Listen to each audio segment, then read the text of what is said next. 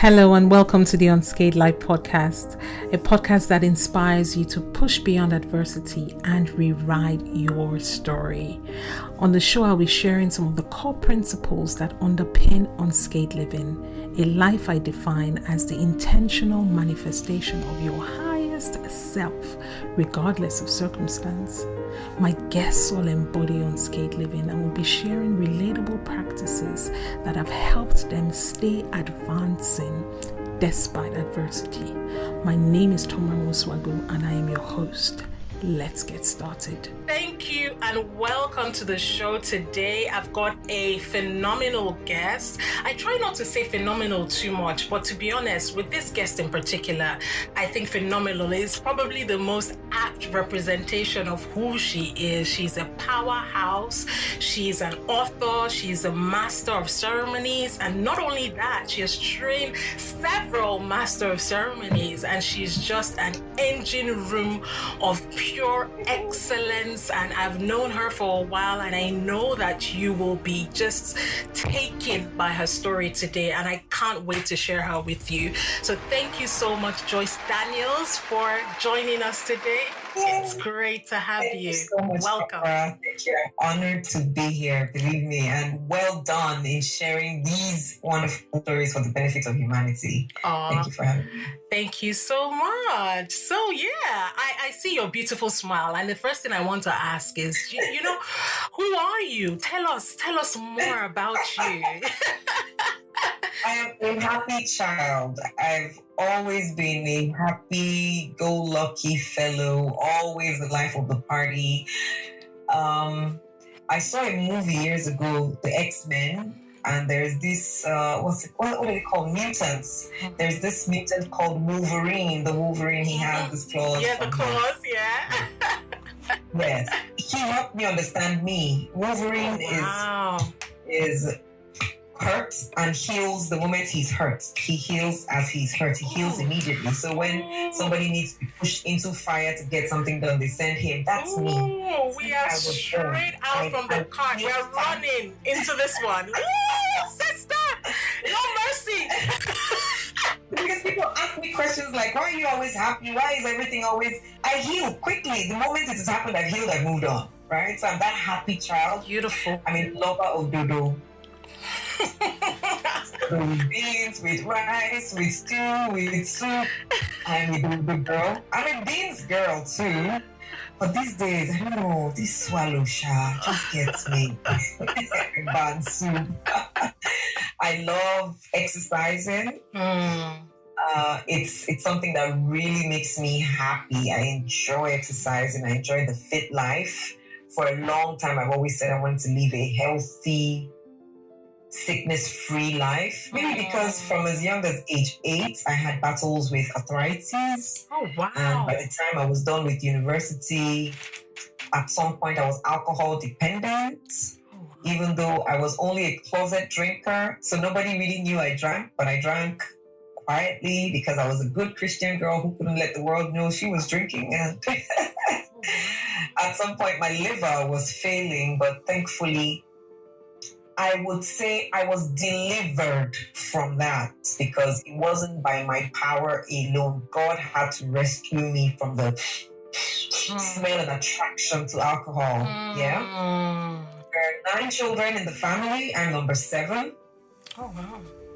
And I'm the talkative of the family. I'm the one who was always sent to ask mommy or daddy for whatever was needed because I had the courage and the guts to ask. And even when I was told no, I would still stand by the door and say, please.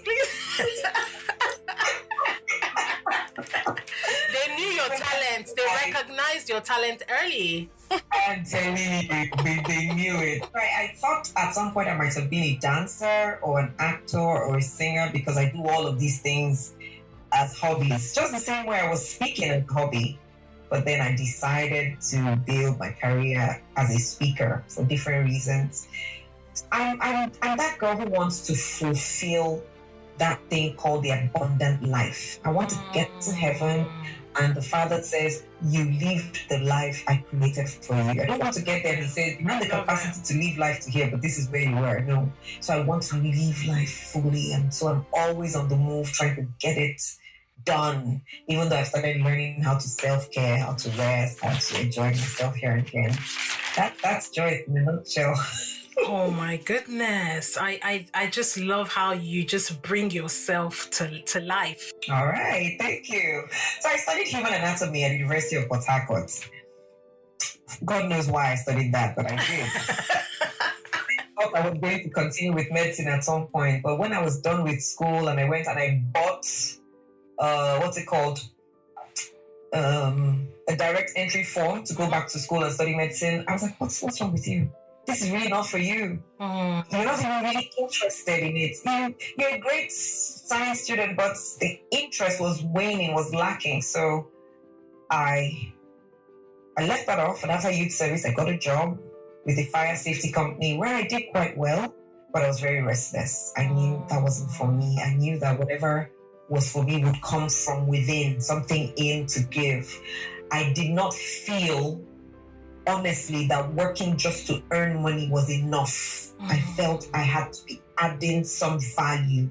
And even when I would receive monies for it, it would be because the value was unquestionable, was priceless. So I wanted more. So I quit my job. I did what was foolish or looked foolish at the time, because everyone, family, friends, pastors, people that I looked up to called me like, what's wrong with you? Even if you were going to leave your job, you should have left when you were sure of what you were going to do next. Because when they were asking me what I wanted to go do next, see, Tombra, for every time somebody asked me that question, my response was different. Because I had no clue. Depending on your mood. When they said, I'm going to train dancers. I'm going to train dancers in dancing.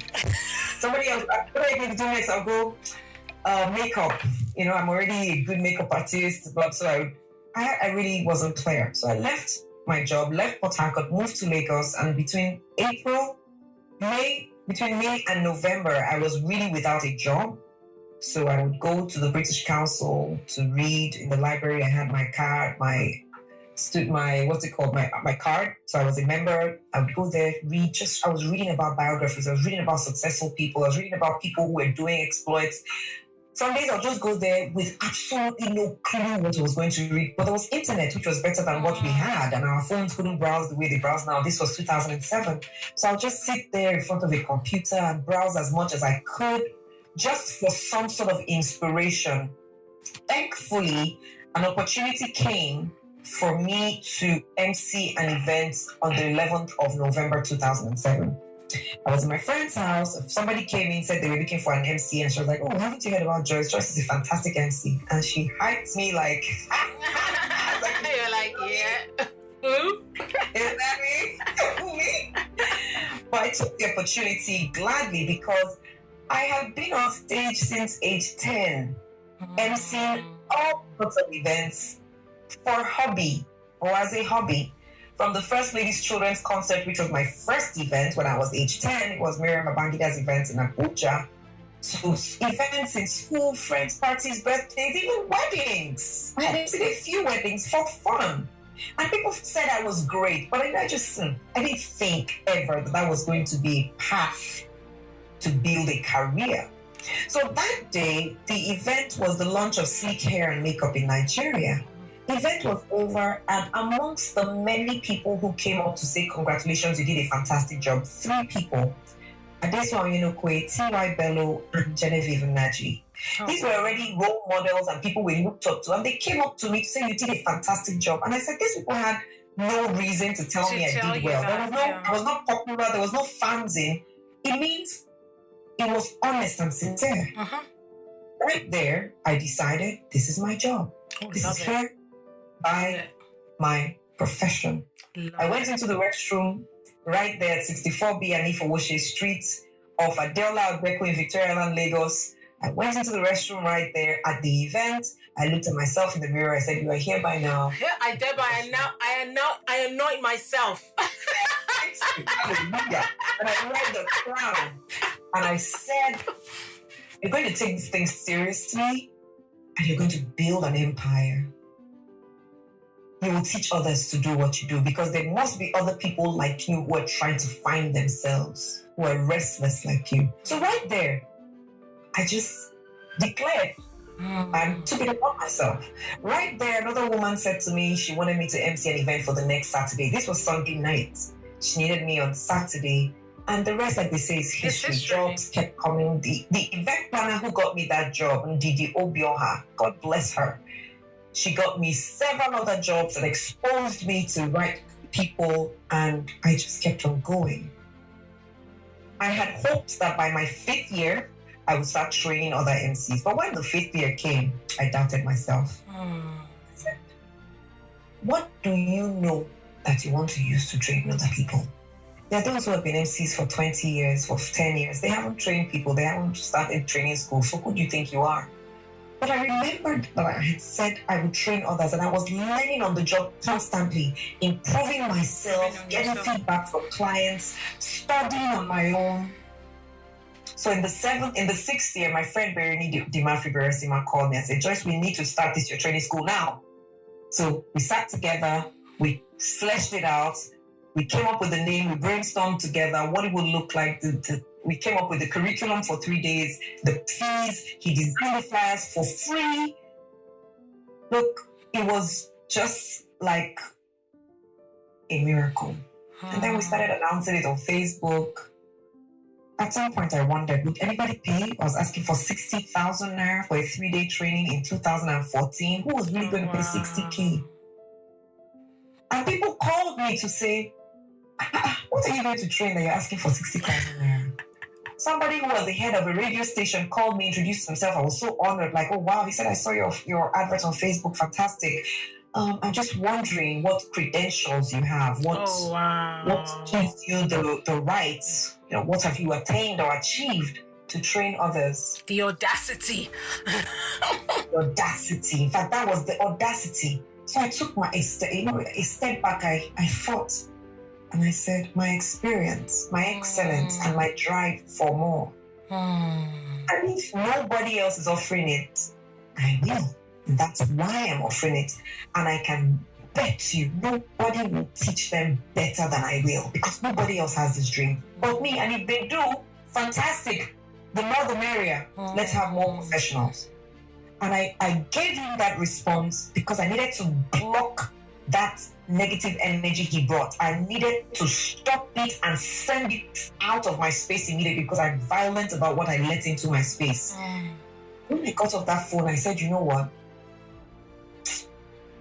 This thing is here to stay. I was angered. Like, I put it on Facebook. I started firing more posts.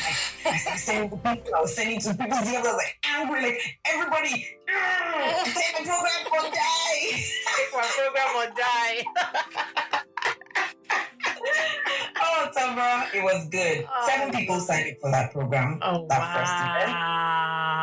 That must have been so validating. 7 people. Wow. 7. I cried. It was that humbling. Wow, people believed enough to come. 2 of them were from Port Harcourt. The event held in Port Harcourt. 5 of them came from out of Port Harcourt. Oh, wow. So there you go, folks. Your first lesson: believe in yourself. If you're doing something and you know that you can do it, you feel that within your spirit that it makes the baby in your tummy leap. Anoint yourself and go for it. Yeah, be like Joyce. So you've gone on since then. You've trained others. You've built this, Talk Academy. I think it's called Talk Academy. Talk Academy. So it's called, you've built your Talk Academy. You have gone on to author books as well. And you are a powerhouse. As I said earlier, you are a powerhouse. So what I'd love to do now is just, I love what you said, earlier when you said that, there was a restlessness in your spirit. That's when you went to Lagos and there was restlessness. So I imagine that restlessness has always been there. Even from when you were young, there's always been that thing in your spirit that wanted more. You went into, secondary school, you went into university, you believed in yourself. Yeah, we're here, we're going to do this. So I want to talk about university, I want you to share with us, I know you had a sort of like a life-defining moment when you were in university. Can you just share with our esteemed audience a listeners and viewers some of that. Changed everything. It was a game changer for me. So I got in full of life and gusto for student life and student leadership. I always knew I was going to be in student leadership, to student union government, maybe even national students association, and something, move on from there and climb. So from my first year, I was assistant course rep in anatomy department. By my first year also, I was the pioneer vice president of my fellowship, which was the Winners Campus Fellowship. So we started it together. So when I was in school, the pastor said, Joyce, now you are in that school, we can start fellowship because we're looking for people like you who are strong, grounded foundation members, grounded, to start this. So myself and a man called Amadi, Brother Amadi, just two of us were mandated to go start the fellowship. So we would meet in Delta Park, somewhere close to the Crab. We'll sit under a tree, we'll hold our hands and pray. Memories. And then we'll print those small flyers, short flyers, and give out to people, post them on notice boards here and there. We found the way to get a classroom for fellowship. We did all that work and we started. And then by my third year, I was vice president of my department. Oh, wow. I was trying to prepare for SUG vice presidency. Major challenge at that time was my CGPA. It wasn't high enough. I was not a serious student in terms of academics. I was more given to fellowship, and that in itself was just a misplaced understanding of where I was or what I was supposed to be doing per time. School was supposed to be for school primarily. I don't think I got that memo. But then, come 2002, my third year, everything going well. Long story short, I got pregnant. How old were you? I was 20. Okay. I had just turned 20. I turned 20, 31st of January. I got pregnant in February. Oh, wow. I knew almost immediately that, we had sex that once. But I knew that I could just tell there was something off. You knew your life had changed. Just there, you knew your life had changed. You felt the change. I just didn't know how or what, but I just knew. So I was just begging God every day, like, please don't let it be. Please don't let it be. Somehow I didn't know I was supposed to take the morning after pill. I didn't even know there was a morning after pill. I was that naive. But for good. For good, the plan of God. Easier to say now that by the time it was confirmed, because I did a lab test, it was confirmed I was pregnant, and I went to some guy to see if he could make something for me to swallow and have it flushed out. He gave me such a cocktail. I took it down. Nothing happened. I went to the first doctor to ask for an abortion. For some reason, the guy just refused. I kept saying, I don't know why, but this is what I do all the time. But for you, I just don't know why. Wow. If you really want to get it done, let me write my friend's contact. His hospital is at so and so place. If you must, go there. But for some reason, I just can't. I just feel, keep this one. And I was like, what's going on? Oh God, please don't block this for me. How can I? Oh my gosh, the number of people who are looking up to me and this and that. My parents who are leaders in church who have believed in me, my siblings, all the people who had toasted me, and for righteousness' sake, I had left them. Now, such shame. The fear of the unknown, the shame, the guilt. Oh gosh, all these people, the fellowship had grown. Fellowship had grown from just two of us. We had grown to the classroom being full, to us looking for a bigger hall. And you were a leader in the fellowship, not just that you were a part of the fellowship. You're a leader in the fellowship as well. My parents at that time, my dad was president, church board, if I was not mistaken, head of marriage counseling, head of what's it called now? First Foundation School. My mom at that time was president, Women's Fellowship. I was a praise leader in church. It was a lot. But long story short, the baby just wouldn't go. He stayed put. So I went to this medical guy. I found one of these signboards in a bush path on the way to school in a place called Uzoba. Those signs you never notice until you're looking for something. And that day I noticed that board, like come here for your native herbs, blah, blah, blah. Then you see a path going to the bush and you don't know where it's leading. By 6 a.m., Sha, your sister was there. Oh, wow. I drove down there because I was like, I need help. I can't keep this baby. I've been to the doctors, the two of them. I went to the first doctor, he turned me away. I went to his friend, and that one threw me out practically because I came to the hospital alone. He said I ought to have come with someone, a friend, a sister, a boyfriend. And he was so upset. He yelled at me and asked me to leave his place. What nonsense. You think you can just come here and do whatever you like? Don't you know what you're about to do is a life-changing experience? So get out of my office. He threw me out. Wow. So I went to this medical guy very early, 6:06 in the morning. It was still dark. You went by yourself? Did you go there by yourself? Just me. At this time, I hadn't told a soul that I was pregnant, and I was about 4 months on. Almost. I hadn't told a soul besides the person who did the tests and the doctors I had been to and the pharmacists that I asked for this. Nobody else knew. No human being else did I tell. Because I wanted it to be my secret if I had the abortion. I wanted it to be my decision as well. I didn't want to tell someone and they say, oh, you should do this, and then tomorrow I'll be able to blame them. I've never really wanted to be able to blame people. I've always wanted to own responsibility for my decisions. I've always had that. So even in that time, foolishly as it seemed, I was quiet and I kept it to myself. So I went to this guy walking around that path. I was like, where do you think you're going to this girl? Where do you even know you're going to at this time? Supposing something runs out of here and lynches you. But I was like, stop. I don't know how to be afraid. Stop that nonsense. I came here for a solution. I'll get it. I got there. And this man, questioned me like, why are you coming from this young girl at this time of the morning? How did you even know I would be here at this time? I said, I don't know, but I decided to try. And I told him what I wanted. And he said, oh, that's very easy. He'll get it sorted immediately. And then he would start walking up and down. Small, dingy place lit with candles and kerosene lantern.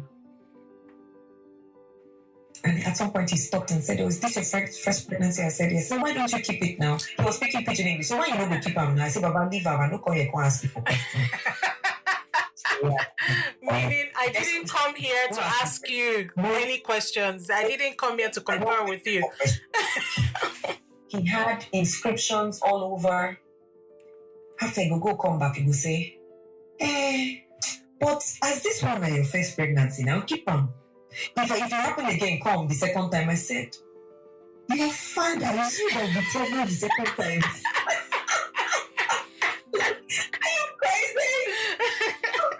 My life right now, you're telling me I should hold on if it happens again. Which if it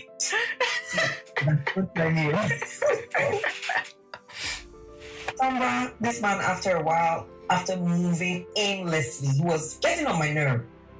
He sat down and he said, I think I senior you small. I laughed because apparently, of course, he was way older. I had gray hair all over. I said, yes, you senior me. He said, at least I senior you this one day. I said, Baba, you senior me well. He said, you know this woman they call Mary Odili, who was the wife of the governor of the state at that time, River State. He said, they tell where they born Mary, they don't know say one day she go marry person we go be governor. Oh wow, you've got to translate that. I'm just conscious so not everybody understands the pidgin because the day Mary was born, her parents had no idea she'd be married to a governor of a state someday. The wealthiest state in Nigeria at the time, River State. He said even Peter Peter Ordili, the governor at that time. The day Peter was born, nobody knew that Peter would grow to be such an influential man someday. He said, "This is your child." Same thing. You don't know how great this child will be. This is your child. Leave the child. This child is for greatness. Wow. That wasn't what you came there for? I said, "Sir, this is not why I came. Please don't give me any advice. I know this thing you're saying. I didn't come here for this." And this man now dropped the bomb. He said, "I saw you with the eyes of my spirit when you were trying to park your car. You parked the car, you drove off, you reversed, you drove off again, you reversed." He said, "Look, everything I do here is led by the Almighty God. I don't serve idols. I serve the one God who created heaven and earth. If I go into any plantation or bush, He tells me which herb to pick to do what. So the job was just to follow His instruction. It was same with my father and my grandfather. We've always done this. God speaks to me. And He told me that you were coming to me, His daughter." No way. "If I do what you ask me to do, I will be punished." Tombra. I'm just like, I can't. What? That was where the floodgates opened. I just surrendered. I said, "God, okay, it's enough." I cried my soul, my heart. So I'm stuck. "God, so you mean this is how it's going to be? That you're speaking to me through this man? Since I haven't heard all the other ones, I swallowed so much, nothing happened. I went to the first two doctors, nothing happened. Now you..."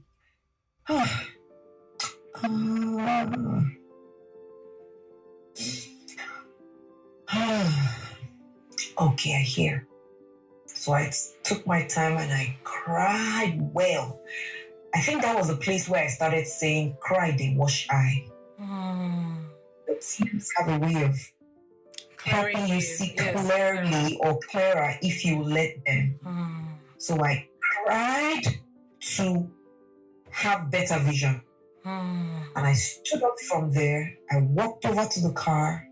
I drove to school with such speed. I put my windows down, let the breeze come in, and I said, "I'm going to face this. Perish, I perish. This baby is coming to stay, and I will raise a giant that will do exploits and be great." I was saying those things. I was driving to school. There were tears, but my mind was made up, and I was okay. You had accepted it in your spirit. You had accepted it. Yeah, I'm all right. I'm going to make this work. Driving to school, you see people, friends, and before I'm like, "Hi, so this person will hear you're pregnant. Hey!" Now I'll look at the person and go, "Watch out, you're about to hear good news. Watch out, you're about to hear..." Y'all don't know what's coming, but I'm with child. I'm with child. I'm with child. I'm with greatness. So I started saying these things to psych myself up to be ready. I'm like, I'm with greatness. I'm carrying greatness. I had felt the child move before that day, but after that day, I was now looking forward to more of the movement. I went to a place called Education Bus Stop in Dio, where they sell secondhand books. I bought books on parenting, books on pregnancy, and I said, "I'm going to study to raise a child of excellence." And I studied. And then ASU went on strike. So I was able to have my baby. And I had time to wean him before come back to school. Wow, without any... So ASU strike in Nigeria is when when lecturers typically have issues with the government and they stop teaching. They stopped teaching for X number of months. At that time, they went on strike for 6 months. So there were no lectures for 6 months. So there was that hiatus for 6 months. So I had time to give birth, wean the baby, come back to school, face the challenges. Lots of people, were disappointed. People came to me, to my face, behind, beside. It was tough. But it was empowering at the same time, because I just kept going. If you go through this, Joyce, you'll be stronger. Go through this, you'll be stronger. One of those days, somebody went on stage in my class and said a lot, like, oh my gosh. They were here preaching, they were here pretending to be good, but you see, they got caught and they had a child and they got found out. And now they have no more mouth.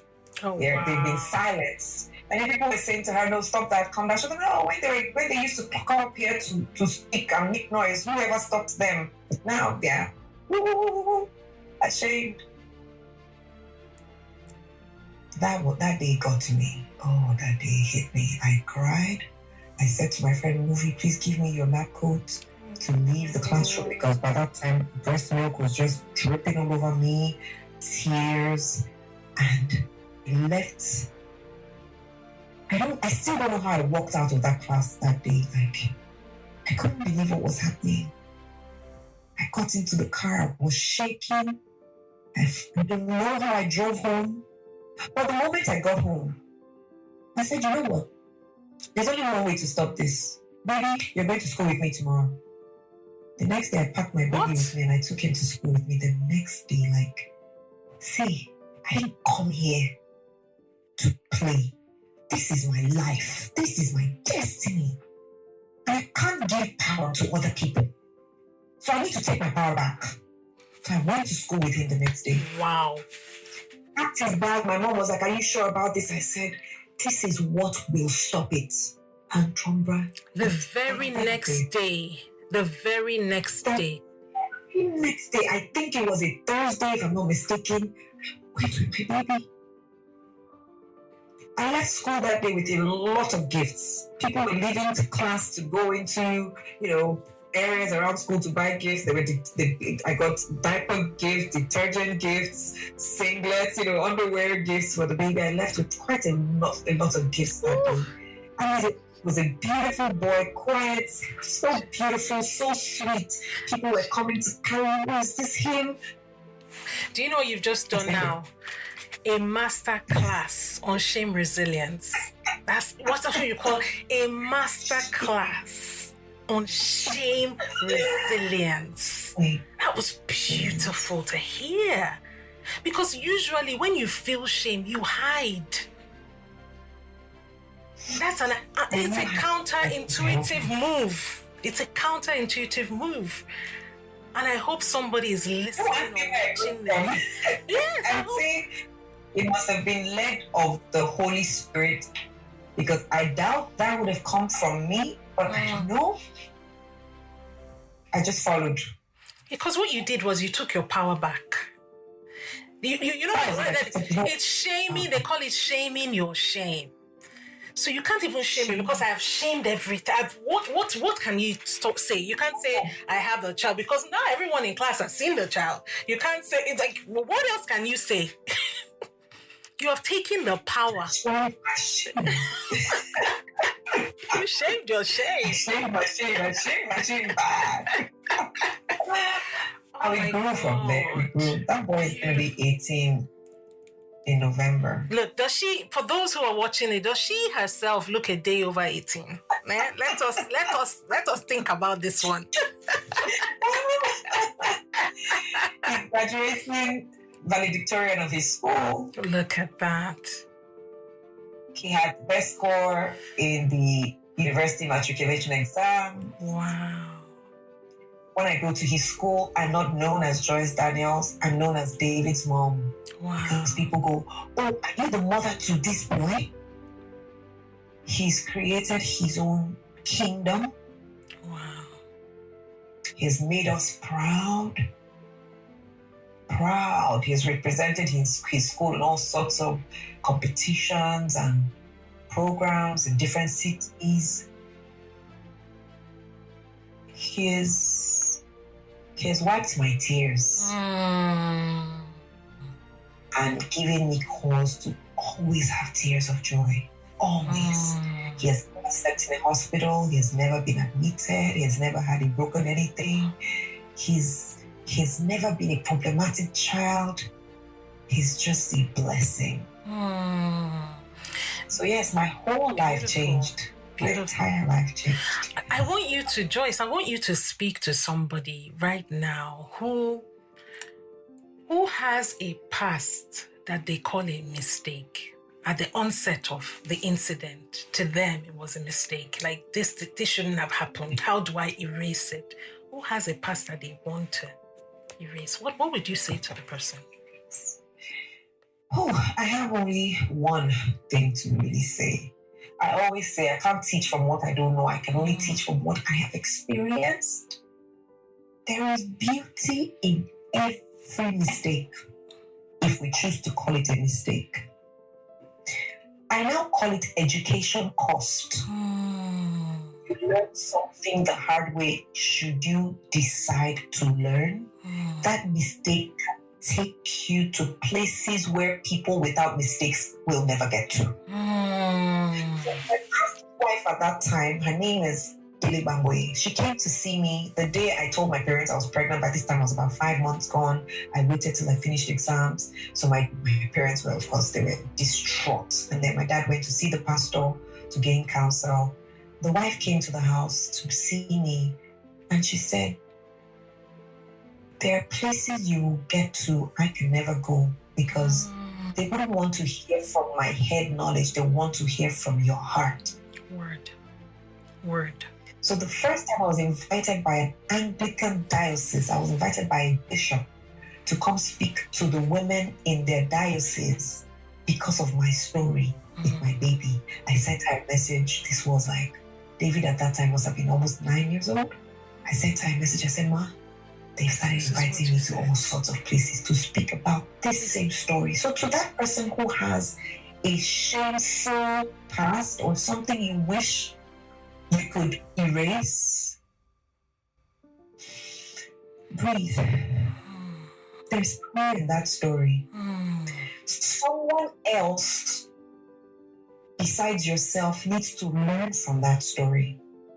If you will allow yourself grow with the story. For every time you are held back by your past, you limit the expansion of your present. What do I mean? If I were having a conference and I were to invite people to speak, including that person, let's call that person Private. Let's say that person's name is Private. I was inviting Private to speak.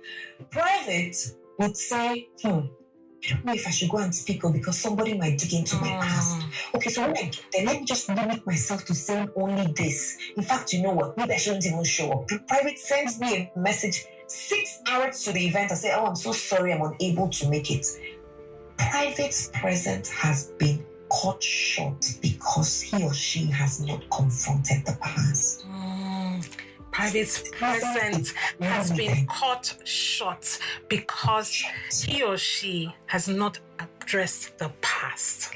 What is that? Is power. So Private, please accept it. It is past. We have no power to change the past, but we can learn from it to change the present and the future. Every one of us. So accept it, Private. It happened. It happened to you. Sorry. Beautiful. Sorry. Beautiful. Own it. Own it. And let's see how we can use it to make today and tomorrow better. I've had countless parents come to me for counsel to say, oh, my child was found pregnant. What do we do? Countless. I've lost count. I've lost count in these 18 years.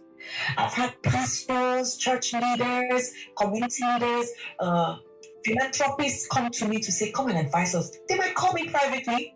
They'll say, come and advise us. Something is happening. We have this number of girls or these young men who have children. We don't know what to do. Come and speak to them. Hush, hush, hush. But I've helped fix their problems. I've had situations where there was one where it was in a very corporate situation. I just mentioned this. And then some people said, oh, can I see you later? I thought they wanted to hire me for XYZ. And they called me and said, you see, we actually have a situation. You see, the girl got pregnant, so we sent her somewhere. But with what you've said now, come and guide us on how to bring her back. Wow. I mean, the number of homes and hearts that have been helped because of my own shaming my shame. And that brings joy, that brings peace. So let's together accept that past and see how we learn from it to take power from it for today and tomorrow and for the countless number of people who will be blessed by our stories. Beautiful. Wow. Thank you. Somebody has been set free by that. Thank you so much. I love the explanation on that one. Beautiful. So let's okay, so we are back in school. We have shamed our shame. We are back in the game. You know what? Everyone knows this, but it's fine. We're cool. You know, we graduated from university. Where next? Where did you see yourself? What was the next thing on your mind? The next thing on my mind was to continue with school. Initially, I wanted to go back and study medicine, University of Benin. Though another part of me was tugging to... One of the reasons why I wanted to go back to school was so I could still go back to student union government.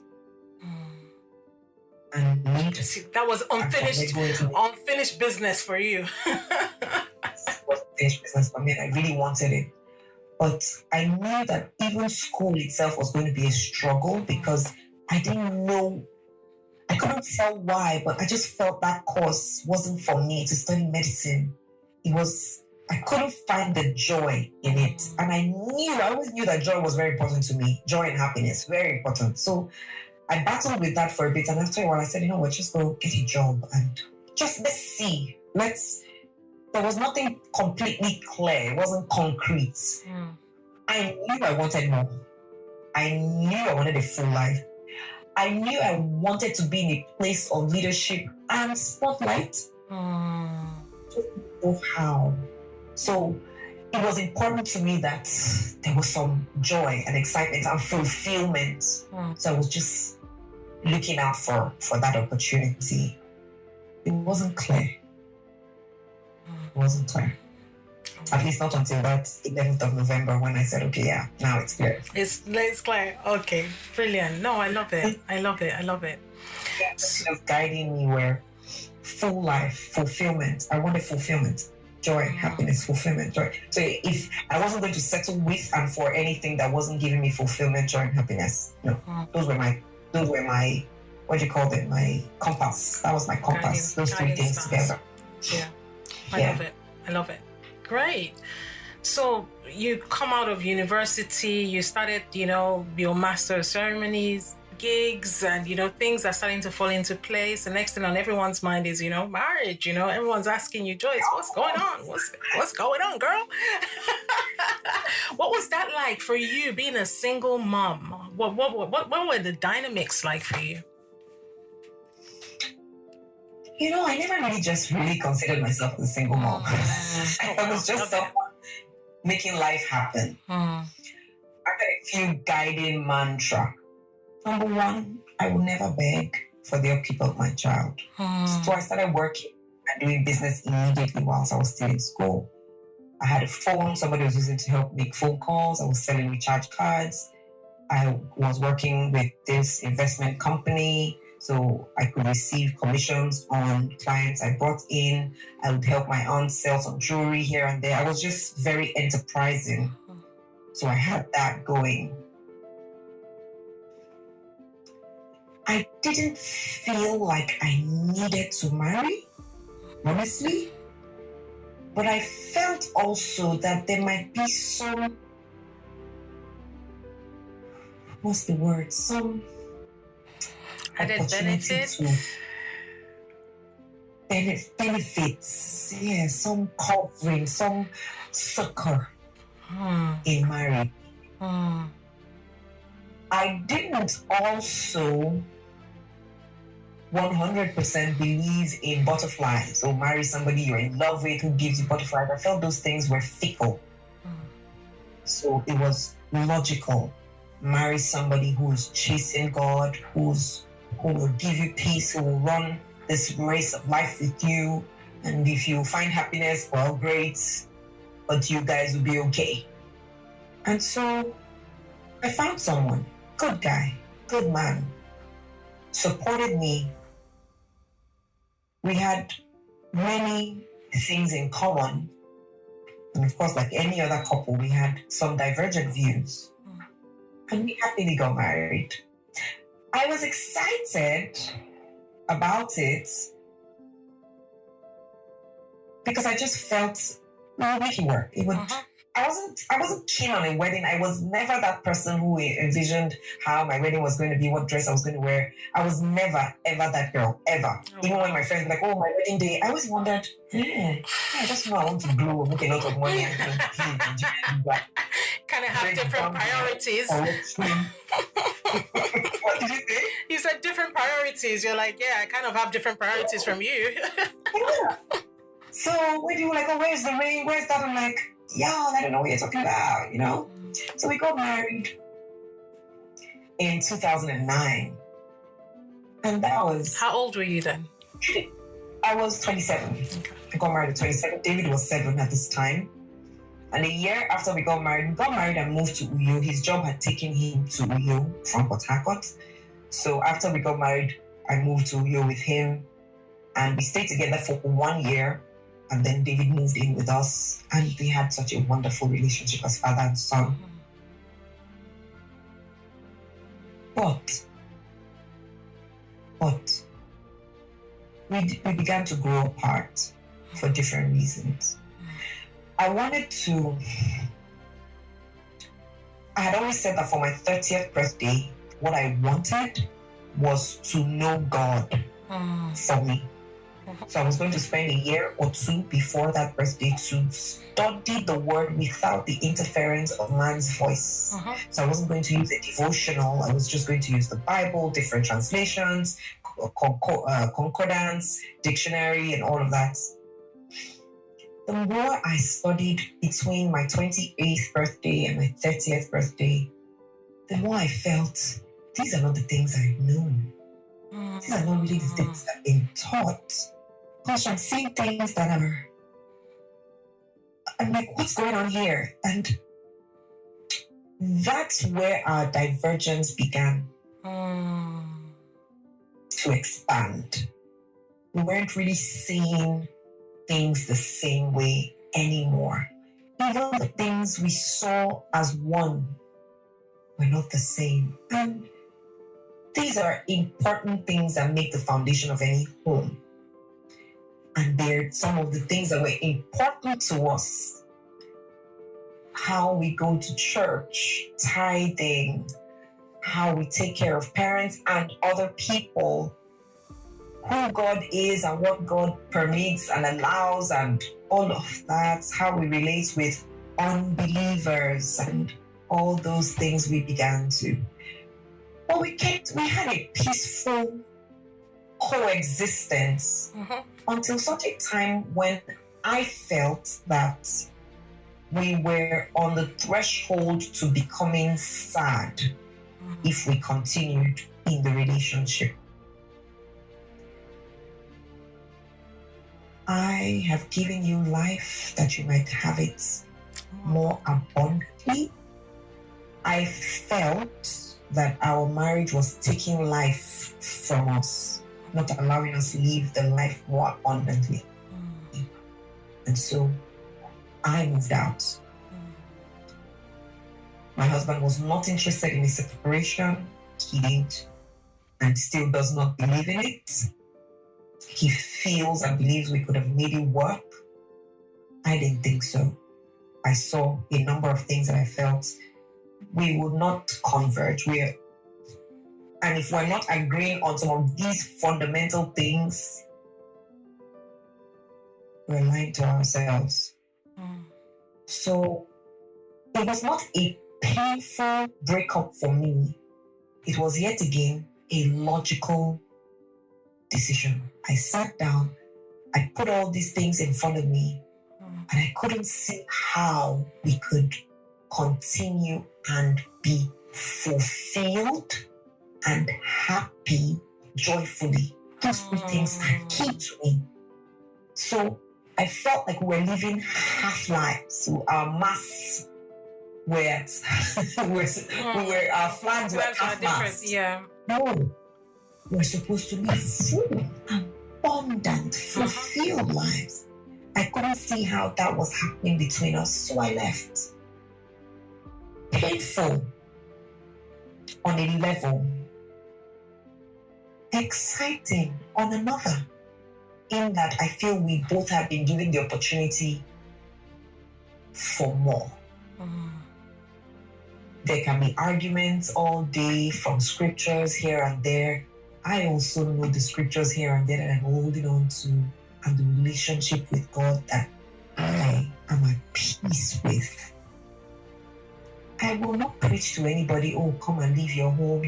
No.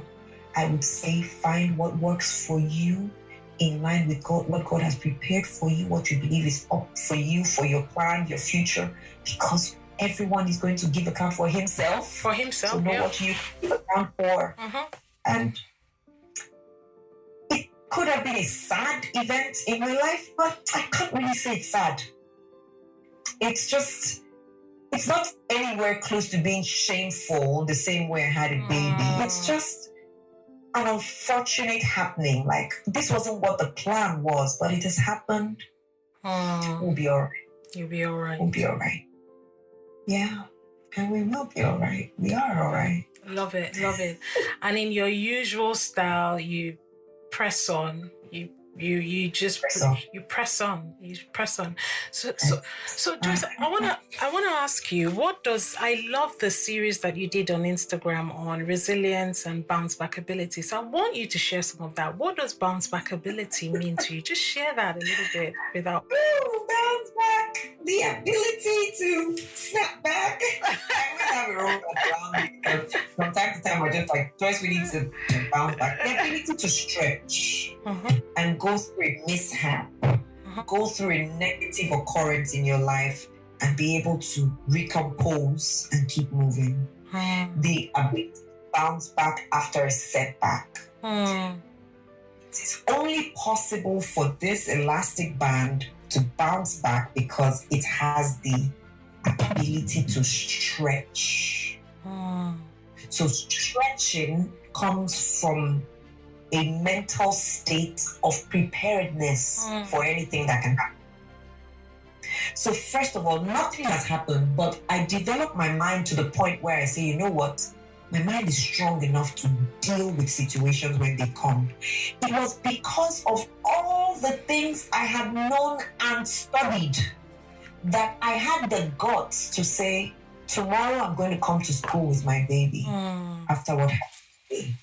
That was a clear case of bouncing back. I have been an avid reader since I was a little child. I've read all sorts of books, biographies about great people. And so I knew that great people are made from tough situations. That gave me the ability to bounce back. So, what you feed your mind, what you feed your spirit, the people you keep around you, the books you read, the knowledge and information that seeps through to your being will build you for something. It will build you to face your challenges head on and bounce back, or to run away.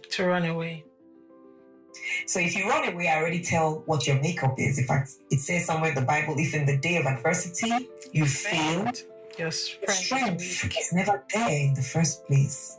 If you're going into the ring at WWE or WWF for a boxing match and you are beaten hands down, it means you weren't really prepared in the first place for that person you were going to fight. So your preparedness in the day of peace will determine what happens in the day of battle. Ask David, ask Joseph, ask Daniel, ask Esther, ask Naomi, ask Abraham, the people we call our fathers and mothers of faith.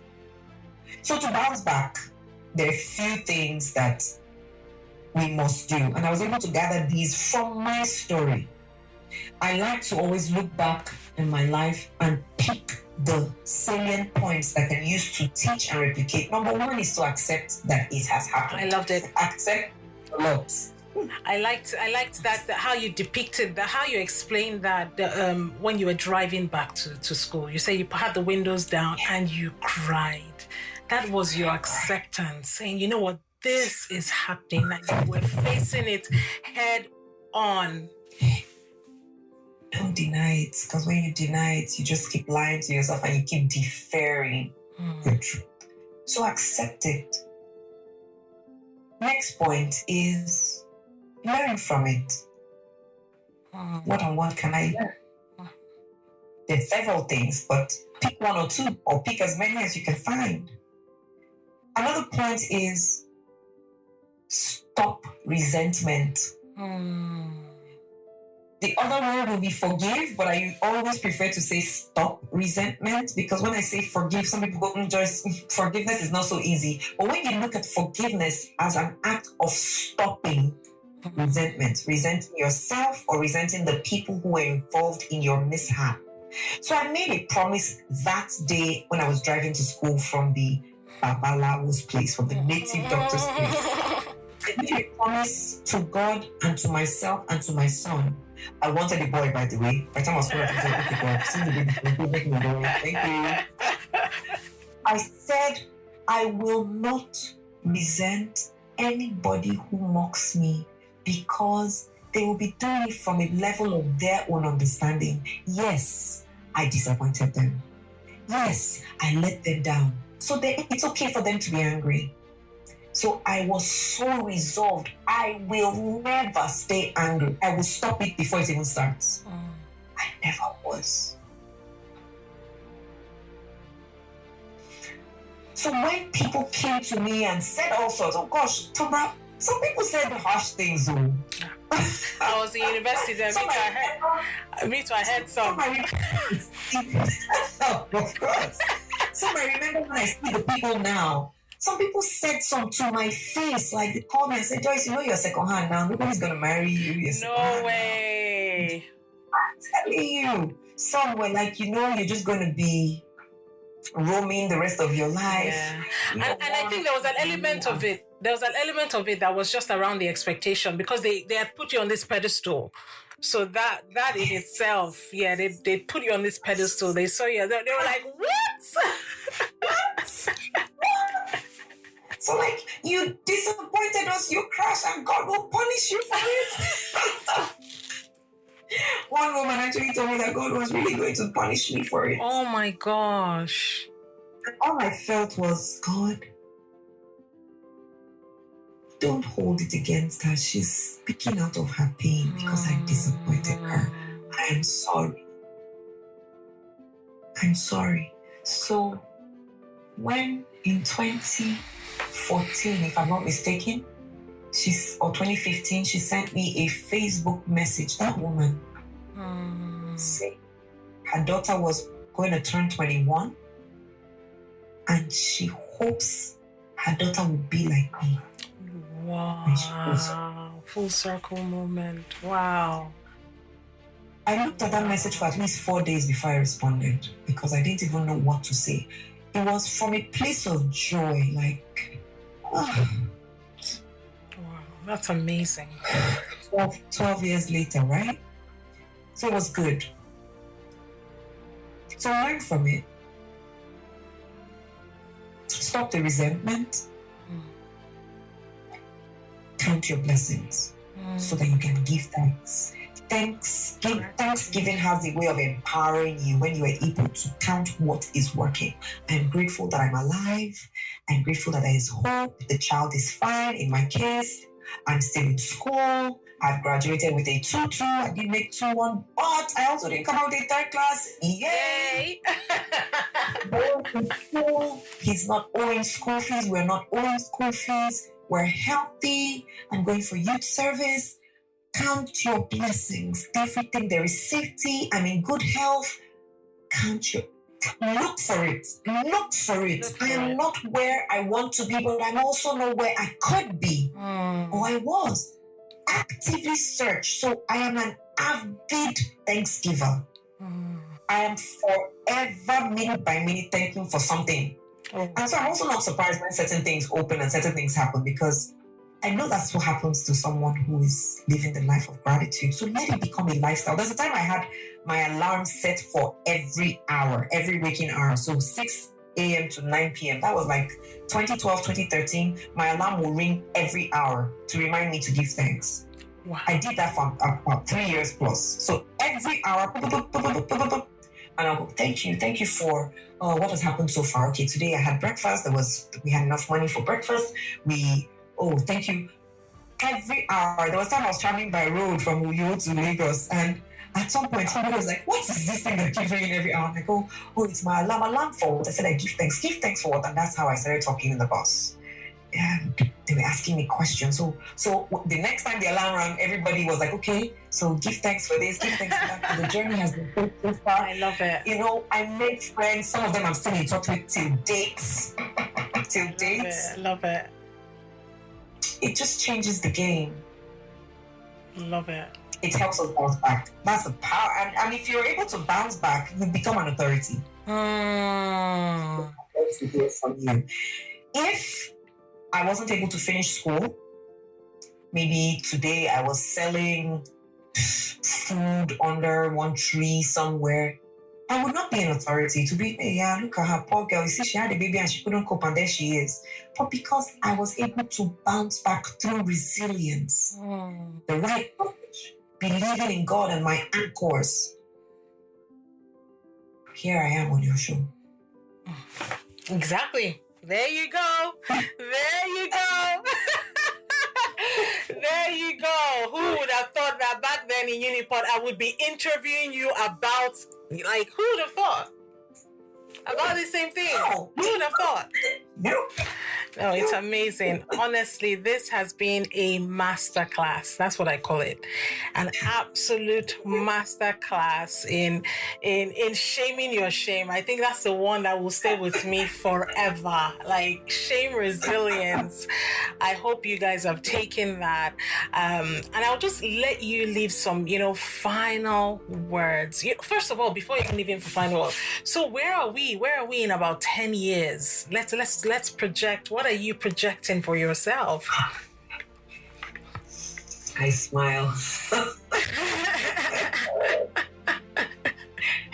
I smile.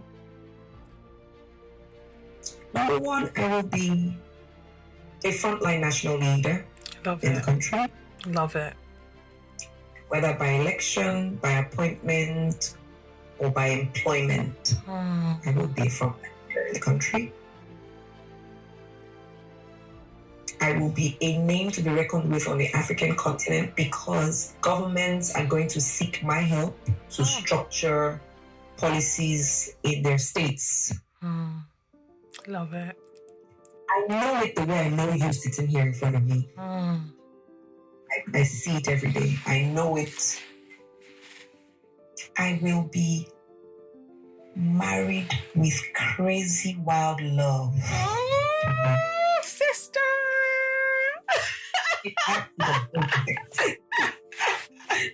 Because it will happen with better knowledge, better awareness, and perhaps some more commitment and resilience. I like that. That's an idea of where I'll be. The publications that carry the names of who and who would have carried my name. If they're mentioning 50 women in Africa who are doing this, my name is definitely going to be the 10 years from now. Definitely. Beautiful. You heard it here first, guys. You heard it here first. 10 Nigerians who are doing this, whether it's 10 Nigerian women or just 10 Nigerians who are doing this, that, or the other, my name will be there. Beautiful. That's what 10 years. I have many more details, but I'll No. That's more than enough because someone will be looking through the archives in 10 years. Just like there was that time where she came on Tom Burr's show and this is what she said. Look at that. So I just had to get that one in there so that I will be at least linked somehow. I love it. Thank you so much. I'm going to let you leave your final words, whatever is on your heart to say. Just bless us with your final words before we close today. I'll take the final words from something I got from your page. Oh, wow. No smoke. No smell or smoke. no smell of smoke. We can together, us and those who are listening, come out of our situations without the smell of smoke. Come out of your situations with the glory and the renewed you, not with the smoke. The smell of smoke to me represents the constant bitterness, fear, shame, anger, tiredness, distress. That is what I consider the smell of smoke. Discontentment. Discontentment. Leave the smell of smoke behind. When that nugget of gold goes through the fire as it should and comes out refined, it does not smell of smoke. All we see is the glory of the gold. Come out glorious. Those are my final words. Determine that wherever you are now, that is a pain point, because there will always be challenges. Just because we are in the world, we will go through challenges. Determine that for every challenge you go through, you will come out refined, not with the smell of smoke. Love it. So no smell of smoke. No smell of smoke. I will just add to that. A revelation that just came to me as you were speaking. And I haven't shared this. This just came to me now. You know, when you get smoke is when something is burnt and consumed. You're burning through something. That is when you get smoke. And the Bible talks about when Moses saw the burning bush. He said the bush was burning, but it was not consumed. It was not consumed. So you can walk through that fire. You can walk through that fire, but not be consumed. That is how you come out not smelling of smoke. That is it. Guys, I trust you have been just brain realigned. I trust you have taken away so much from that. I want to say a massive thank you to you, Joyce. This has been a fantastic session. Thank you for honoring us. Thank you for speaking so passionately. Thank you for sharing with so much heart. And I have no doubts. We will see you. We will hear of you. We will just know about the fantastic and great and marvelous things that you will go on to do. And I am just honored to just have this moment with you. Thank you very much. Thank you for joining me today on the Unscathed Live podcast. I trust you have taken away actionable practices for living unscathed. You can check me out on my website at www.unscathed.me or on Instagram at tombra.muswago and Facebook at The Unscathed Life. Have a great week and do remember to be resilient in all your endeavors. Bye for now.